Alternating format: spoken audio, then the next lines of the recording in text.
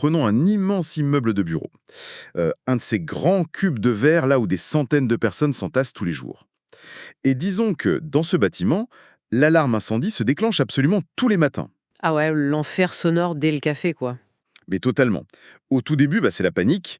Tout le monde sursaute, lâche ses dossiers et court vers les sorties de secours avec le palpitant à 200. Et puis au bout de quelques semaines, on s'organise vaguement, on marche un peu moins vite dans les escaliers. L'habitude, ouais. Voilà, la magie de l'adaptation humaine. Au bout de quelques mois, on s'y habitue carrément, on finit par taper sur son clavier, passer des appels et faire des réunions avec ce hurlement strident en bruit de fond continu. Mais le vrai problème, la véritable tragédie dans tout ça, c'est le jour où un feu se déclare pour de bon au troisième étage. Parce que là, plus personne bouge. Exactement. Plus personne sait si c'est une urgence vitale, un énième exercice d'évacuation, un bug du système ou juste le comptable qui a encore fait cramer son pain de mie dans le grille-pain de la cafétéria. Bref, bonjour à tous et bienvenue dans cette nouvelle plongée analytique. Aujourd'hui, on s'attaque à l'une des illusions les plus toxiques du monde pro-moderne, l'urgence permanente. Et cette métaphore d'ouverture, elle illustre mais parfaitement l'absurdité de notre époque. On a littéralement détruit, enfin saccagé notre capacité collective à distinguer ce qui est véritablement grave de ce qui est, disons-le, simplement un caprice de direction bien habillé. Un caprice en costard-cravate, quoi. C'est ça. Et ce qui est fascinant quand on se penche sur une source aujourd'hui, c'est de voir à quel point cette urgence culturelle, elle est devenue un mode de management par défaut. Et pour décortiquer ça, on va s'appuyer sur une grille de lecture très spécifique, la fameuse approche Joker-Impact. Ouais, pour ceux qui nous écoutent et qui ne connaîtraient pas, c'est une méthode d'intervention stratégique qui a été conçue précisément pour restaurer la rationalité dans les boîtes où le chaos est devenu la norme. Tout à fait. Et l'objectif de notre exploration aujourd'hui, c'est pas juste de pleurer sur notre sort ou de faire du misérabilisme, c'est de fournir une mécanique implacable pour démasquer cette fausse urgence et surtout la désamorcer. Et il faut vraiment la démasquer, parce que ce chaos ambiant, il avance toujours masqué sous des termes hyper flatteurs. Sur les plaquettes d'entreprise, on n'appelle jamais ça de la désorganisation. On appelle ça une culture de l'exigence ou une forte réactivité. Ah oui, ou le fameux esprit start-up, ça c'est le grand classique. Mais grave, l'esprit start-up. Alors qu'en réalité, quand on gratte un tout petit peu, c'est juste une addiction collective à l'adrénaline. Concrètement, ça donne quoi? Des badges qui bipent pour un oui ou pour un non, des notifs Slack qui pleuvent en rafale à 21h, des mails écrits en rouge fluo avec des points d'exclamation partout. Et les longs soupirs théâtraux de l'open space, on en parle. Ah, le soupir du martyr professionnel, magnifique. Mais du coup, si cette alarme, elle sonne sans arrêt, comment ce bruit de fond hystérique, il a pu devenir notre norme absolue? Le mécanisme, il est assez pervers en fait. C'est devenu la norme parce que l'urgence, elle s'est transformée en un véritable langage social. Pire que ça, c'est devenu un costume. Et un costume super confortable à porter. Un costume, c'est-à-dire? Prenons un exemple trivial. Pourquoi est-ce qu'on plaque l'étiquette ACAP ou le petit drapeau rouge urgent sur un banal dossier de validation qui n'a aucun enjeu vital? Spontanément, je te dirais que c'est pour être sûr que ça finisse pas à la poubelle, pour doubler tout le monde dans la file d'attente de l'attention du collègue. Ouais, c'est exactement ça. Mais c'est aussi un formidable mécanisme de défense.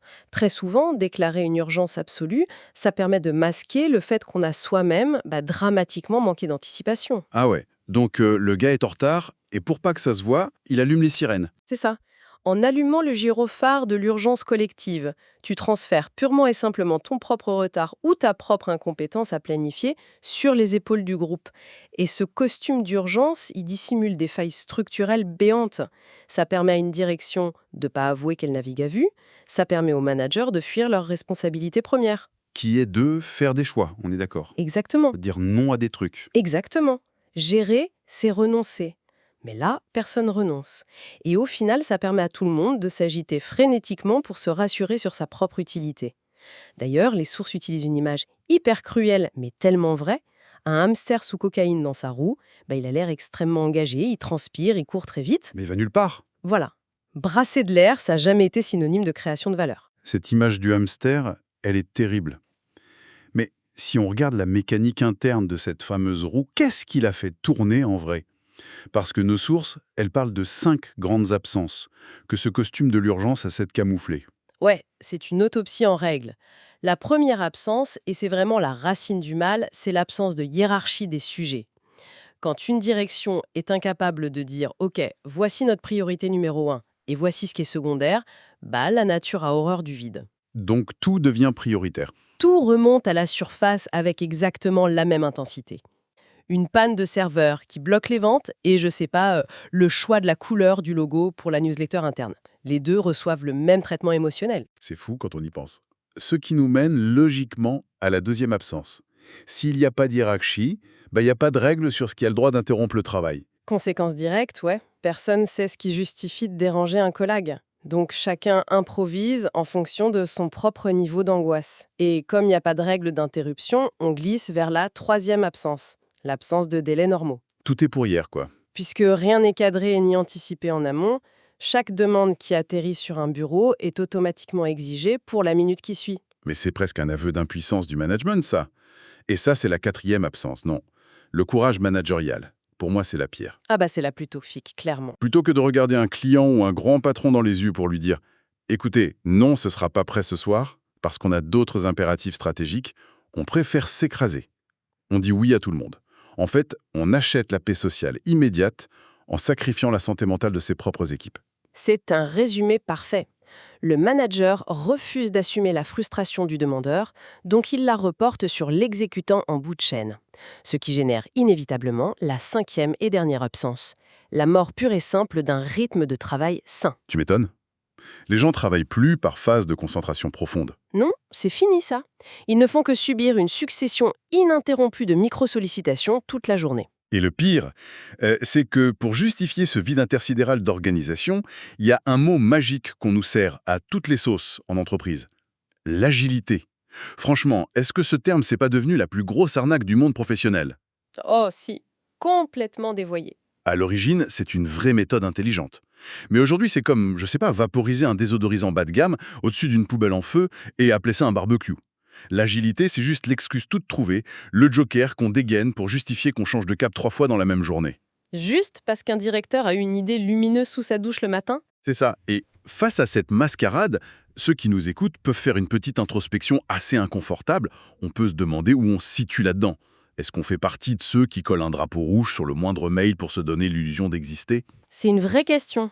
Parce que si on est tous complices de cette pièce de théâtre, si on accepte tous de sniffer ce désodorisant bon marché au-dessus de la poubelle en feu, à la fin de la journée, les flammes finissent toujours par brûler quelqu'un.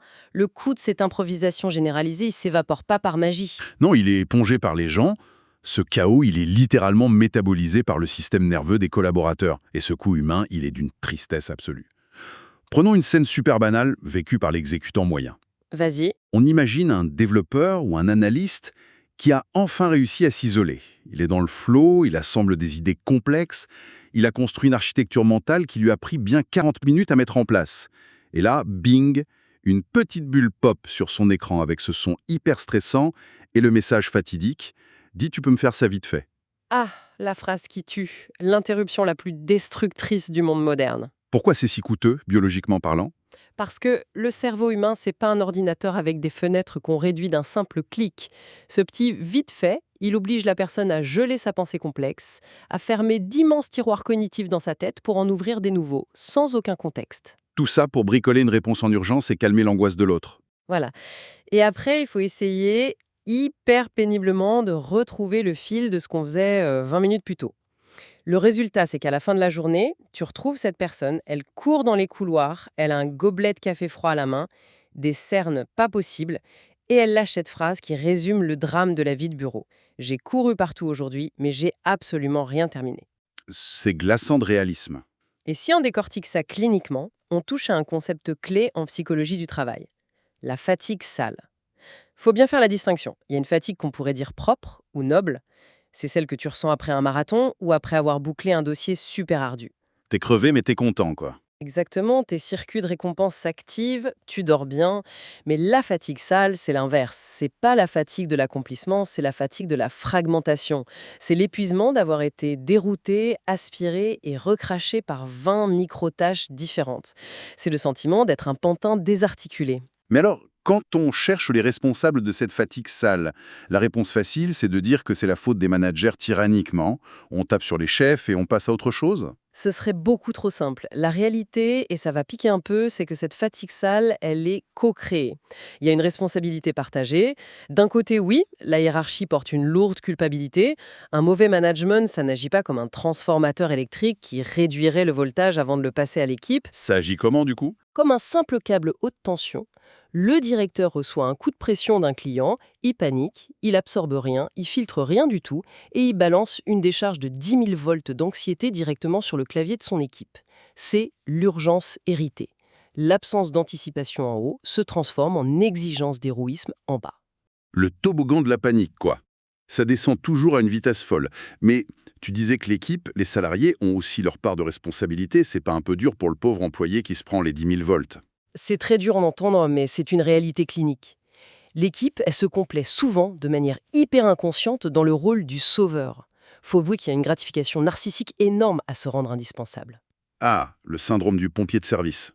Exactement, dire oui à tout, courir partout pour éteindre les incendies, c'est une façon de prouver qu'on a de la valeur, qu'on est le pilier sur lequel la boîte repose. Le problème, c'est qu'en acceptant de jouer les pompiers volontaires sans jamais remettre en question l'origine du feu, ces collaborateurs, ils éduquent le système. Ils apprennent à leur hiérarchie qu'ils peuvent servir d'amortisseur vivant. C'est ça.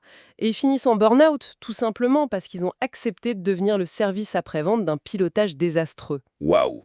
Donc, si je résume ce petit bain d'acide, on a une direction qui manque de courage pour prioriser et des équipes qui romantisent le sacrifice personnel pour se sentir exister. Tout le monde est coupable. C'est joyeux. Mais bon, faire ce constat cynique, ça suffit pas. Comment on sort de ce théâtre d'ombre? C'est là que ça devient intéressant. Est-ce qu'on vit pas chez les bisounours? De vraies crises, il y en a.